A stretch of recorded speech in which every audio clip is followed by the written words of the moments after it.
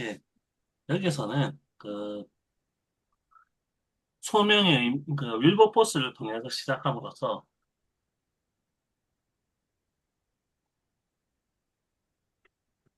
소명이 단순히 영적인 사역, 목회, 제한되지 않는다.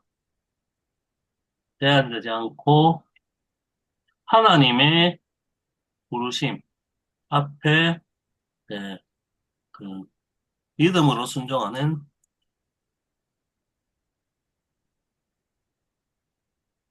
모든 것을 가리키게 돼. 그래서 윌버포스는 그 신학자로 부르신 것이 아니라 정치가로 부르셔서 가장 유럽 사회, 전체적인 사회 내에서 가장 먼저 노예제를 폐지한 영국의 한 정치인으로 부르셨고, 그것뿐만 아니라 관습. 보통은 그걸 많이, 첫 번째 걸 많이 강조하는데, 노예제 폐지. 그래서 영국 내에 존재하고 있는 부정적인 관습들을 개혁한 그런 정치가로 부르셨다. 라는 부분들을 부각하고, 근데 그거를 조금 더 정치하게 이야기해서는 소명의 의미를 파악하는 것들이 필요하다라고 한 다음에, 소명이라는 것들이 누군가를 불러서 거기에 집중하게 만드는 관계적 의미를 가지고 있다라는 부분, 그리고 그런 것들이 이름을 창조함으로써 다른 존재로 바꾸는 것, 이스라엘을 부르셨다. 그런 이스라엘의 이름을 붙이셨다라는 그런 의미. 그리고 셋째 의미가 그래서 예수님의 그 제자로 부르셨다라는 그런 부분. 그리고 그것이 그 부르심 앞에서 내가 전적으로 순종한다라는 의미와 관련된다라는 부분을 하면서 첫째, 둘째 의미가 바로 셋째 의미하고 연결된다는 의미에서 소명의 일차적인 것은 일. 우리가 보통 소명이라고 하면 내가 어떤 뭐 목사로 부르셨다 이런 식으로 생각해서 직업으로 생각하기 쉬운데 직업이 아니라 하나님과 맺는 관계, 하나님이 부르셨다라는 부분들이 일차적이고, 그리고 그 부르심을 바탕으로 해서 이 일차적 부르심으로 인한 나의 변화된 관계가 삶으로 이어져서 하나님의 부르심 앞에서 내가 전적으로 헌신해서 특정 일을 하는 것.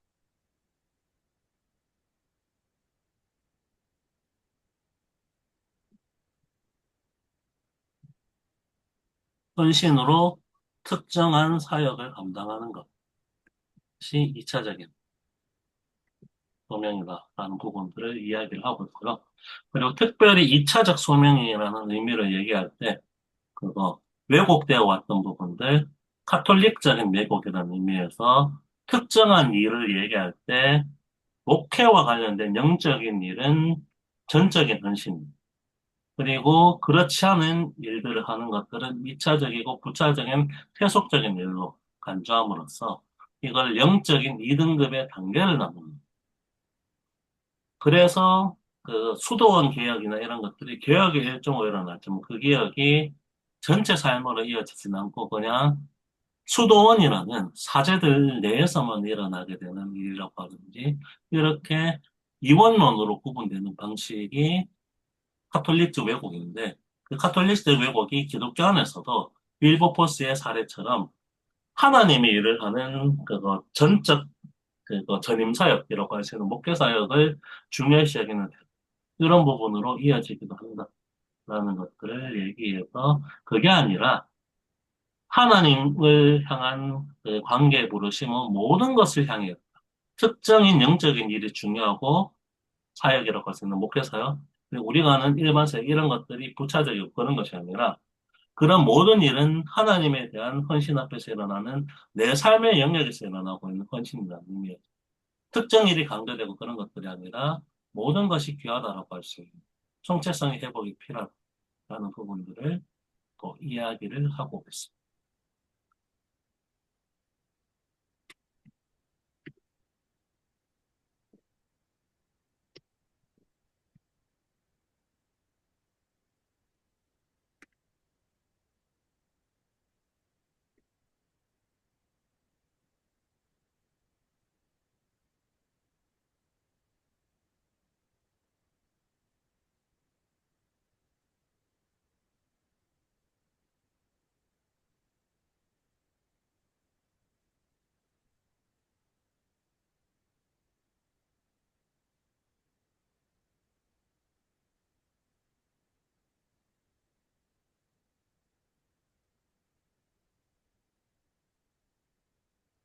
크게 보면 그런 얘기를 하고 있습니다.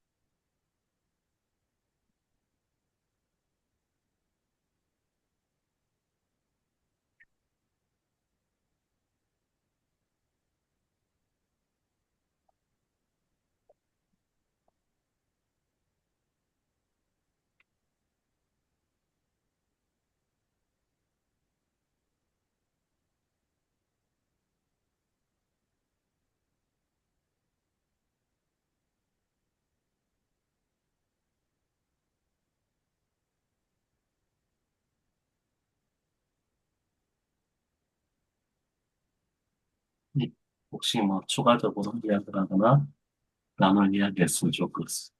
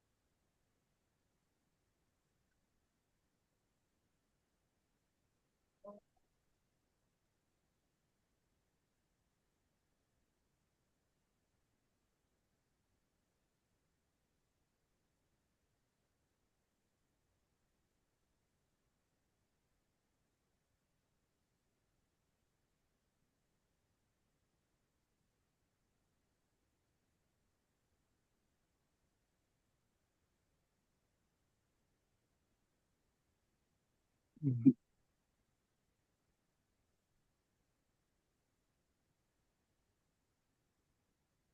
선생님 정리해 주신 것처럼 어떤 1차적인 부르심의 반응을 2차적인 부르심으로 성취해야 한다라는 게 우리가 해야 할 소명이다라는 게 여기에서 말하는 좀 핵심적인 것으로 저도 이해를 했고, 그걸 설명하기 위해서 카톨릭적 왜곡에 관한 것들이 일반화되어 있다라는 거, 그 점을 좀 지적해 준 것 같습니다. 네, 저도 아까 이 카톨릭적 왜곡이라고 설명했던 뭐 수녀님이나 수도사들이 가지는 그 삶이 진짜 어, 뭐 옳다라고 생각하는 그런 왜곡적인 거를 굉장히 오랫동안 좀 사실적으로 받아들였던 것 같아요.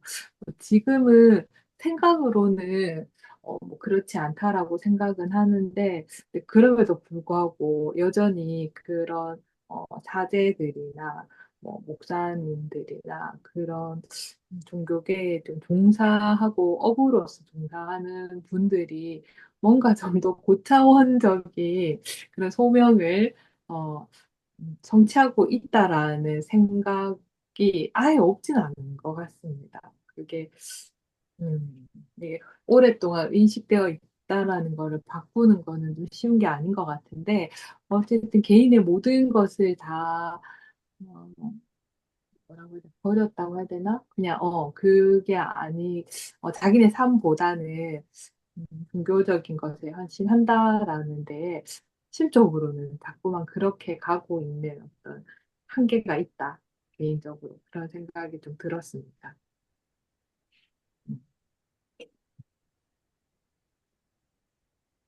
아니 뭐 그럴 수도 있지만 그 무슨 신부죠? 그 이동석 신부인가? 그 얼마 전에 그 암으로 죽은 아, 신부. 이태석. 그래서 아 이태석. 예, 예. 이태석 신부님 같은 경우는 이런 일차적 소명에 강조점을 두지 않으면 그런 형태가 나올 수도 없을 것 같은 느낌도 드는데. 그분은 1차적인 소명을 2차적인 소명으로 성취하신 분 같은데 단순히 신부님이나 어떤 사제로서의 일을 다 한 것이 아닌 것 같은. 하지만은 우선 일차적으로 일차적 소명에 대한 사회의 그 절차나 법, 뭐, 리걸, 관행대로의 약간 구분이 두는 차원을 달리한, 어, 그런 어떤 리갈한 모습이 있기 때문에 그런 게 가능했지 않겠느냐, 뭐, 이런 생각을 해보는 건데, 뭐, 그렇지 않을까요? 뭐, 일반 일들이 2차적인 수행을 하는 거 다 똑같이 생각하는 측면에서 그걸 그런 식으로 이제 옮겨갈 수도 없었고, 그런 메커니즘이나 시스템도 없었을 거고. 뭐, 물론 그 선행의 결과가 가장 최선의 방식이었다고 생각 안 할 수도 있겠지만, 뭐 다른 방법도, 뭐 다른 어떤 형태가 있었으면, 뭐 구호 문자를 나르거나 뭐 이런 사람들도 다 뭐 1, 2차 수행을 다 한다고 할 수 있었지만, 어쩌면은 예수 그리스도가 1차, 2차 목수였다고 하지만은, 그래도 구분되었잖아. 일상적인 어떤 사람들하고의 관행에서. 성전에서 파는 뭐 비둘기를 파는 장사도 아니었었고, 장사하는 장사치도 아니었었고, 뭐 지금 말로 따지면 그분들도 뭐 2차적으로 그냥 열심히 살고 성전에 들어오는 사람들에게 편리하기 위해서 어? 비둘기를 그저 앞에서 팔고 그랬으면은 뭐 그게 마땅히 지탄받아야 되는 내용은 아니었을 테고. 예.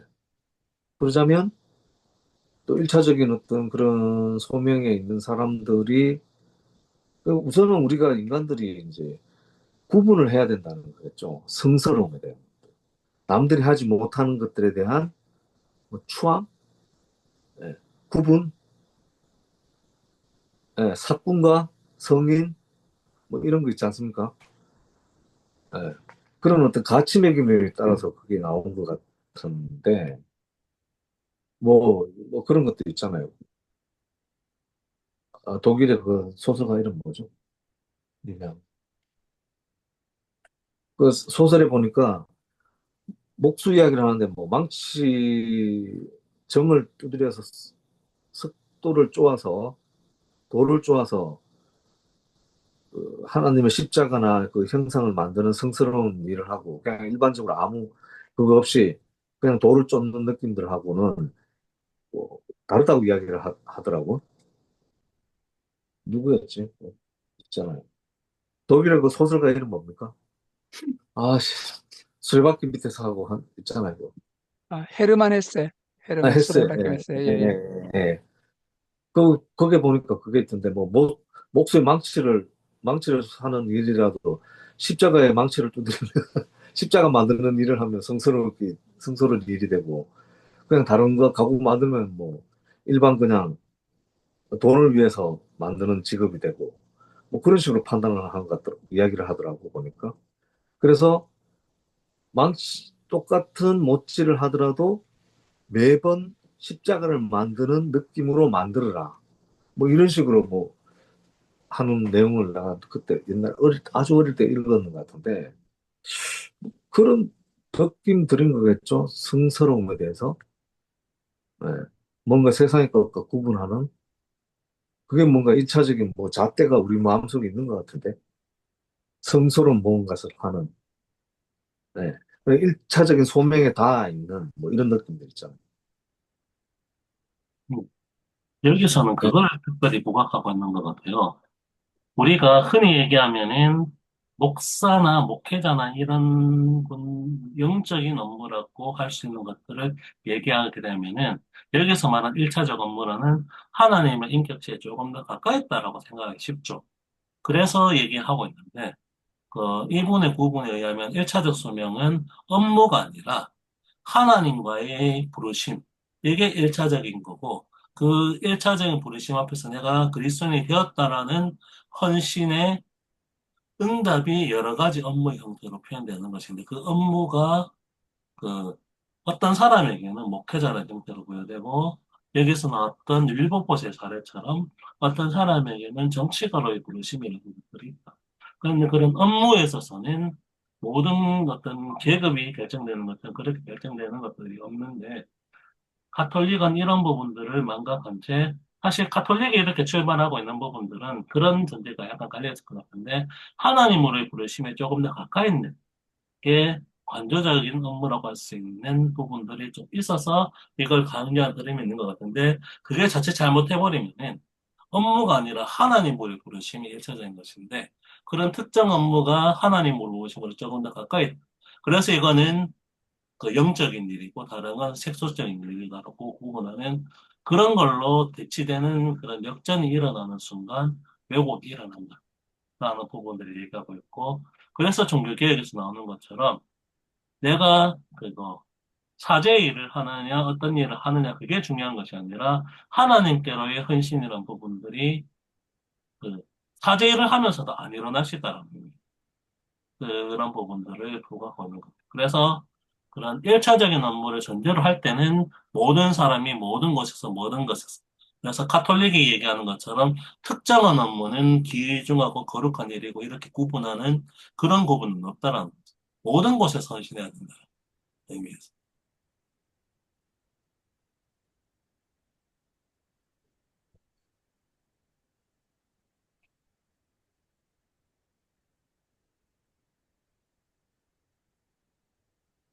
뭐 기독교도 뭐 약간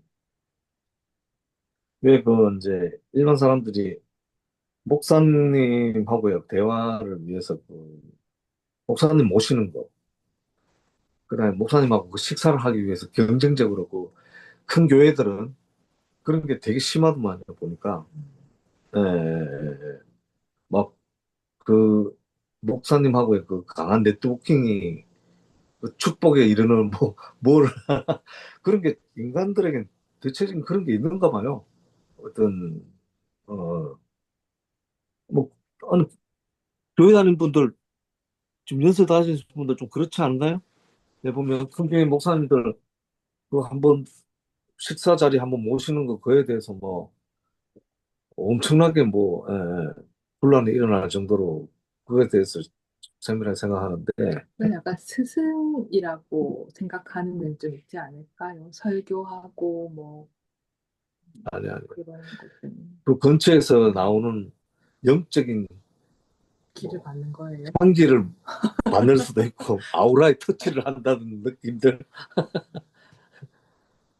꼭 한학자 총재 그 뭐 무슨 어머니에 대한 뭐 그런 것처럼 다 그런 가지는 종교적인 흡사한 어떤 패턴들이 있는 것 같아서. 네. 그좀 천주교도 그런 것 같은데 보니까. 그러니까 많이 그렇죠. 뭐 어, 목사님이 와서 기도를 해주는 걸 더 좋아하고 신부님이 와서 기도를 해주거나 수녀님이 와서 손을 한번 잡아주는 거에 대해서 더 큰 위안을 얻는 거는 맞죠. 그거는 그건 약간 인간적인 심리도 분명히 있는 것 같아요. 그게 과해지면은 이렇게 왜곡되게 뭐 1차적인 거, 2차적인 거 상관없이 그분만이 옳다라고 생각하는 것으로 왜곡될 수는 있겠지만 그냥 한편으로 위로가 되거나 위안이 되는 것에서는 그게 굉장히 뭔가 좀 잘못되었다라고 할 만한 정도는 아니지 않을까라는 생각이 저는 좀 들긴 합니다. 아니 나는 이제 브라더스 처치인가 거기를 보니까 이제 일반적인 교인이 교인 중에 목회자를 해보겠냐 하면서 이렇게 하는 게 있더라고 보니까. 음. 그러면서 이제 같은 직업을 가졌다가 그때 내가 공사했던 교회는 수학 선생님이었어요. 목, 목사님이 돌아가면서 이렇게 막 설교를 이렇게 하더라고요. 그러더니 어느 순간 가서 이제 아마 그 교회가 목회를 하는 게 낫겠다라고 이야기를 해서 음, 뭐 학교를 간두고 이제 그 신학적인 어떤 그런 것들을 하기 위해서 뭐 그 유학도 보내고 유학도 갔다 오시라 하고 뭐 이런 게 있더라고요. 그러니까 좀 합리적인 게 설교를 하기 위해서는 약간 구분된 정적인 요소들이 필요하다. 그런 정서들이. 왜냐하면 삶에 막 다가가 있으면 막 그 호흡들이 거칠잖아요. 예. 그래서 그 내용들을 조금 정제하고 객관적으로 바라볼 수 있는 시간과 태도와 그런 것들이 필요하다라고 그걸 마련해 주는 거더라고. 그렇게 해서 이렇게 한 7년 차, 8년 차, 10년 차까지 이렇게 서서히 이렇게 그걸 하더라고.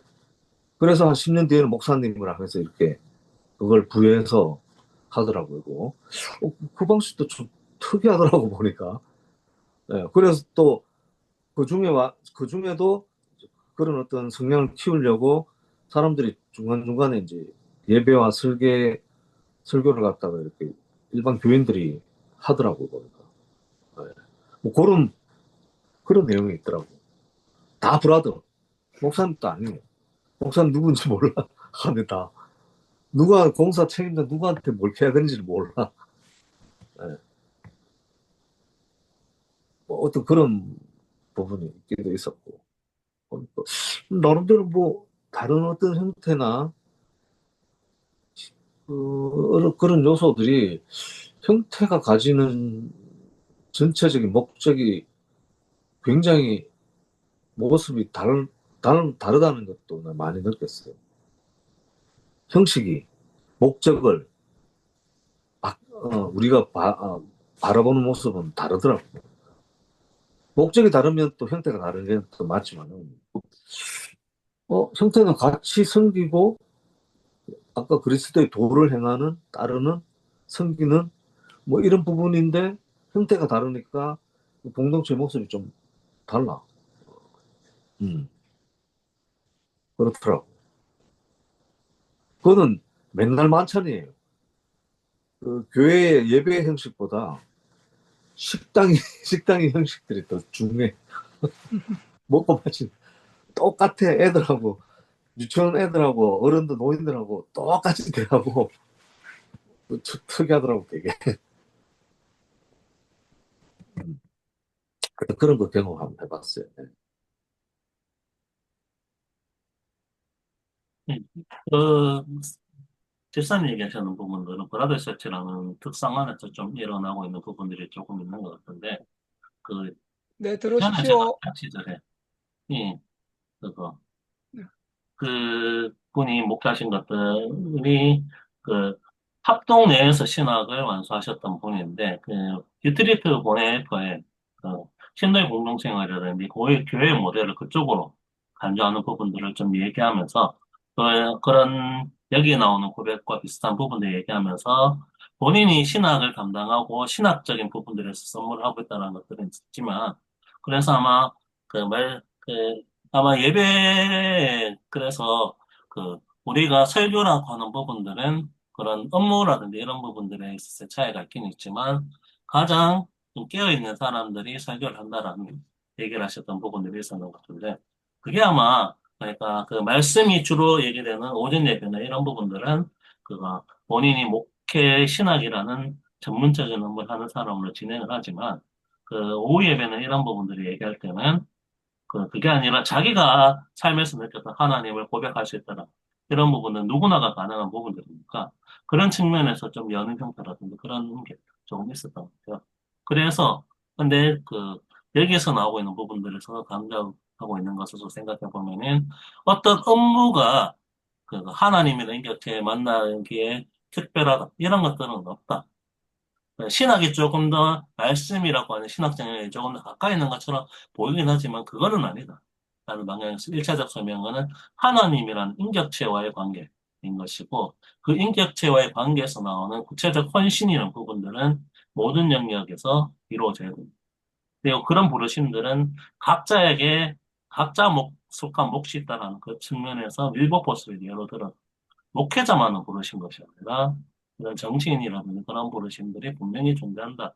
그리고 그런 신학적 흐름이 그 중세 시대를 끝장내었던 종교개혁 시대의 총체성 회복이라는 의미에서 있었다라는 부분들을 부각하는 게 아닌가 싶습니다. 거의 정리를 이제 좀 할까요? 네네. 네, 그러면은 지금 55분 정도인데 한 10분 쉬었다가 11시 5분에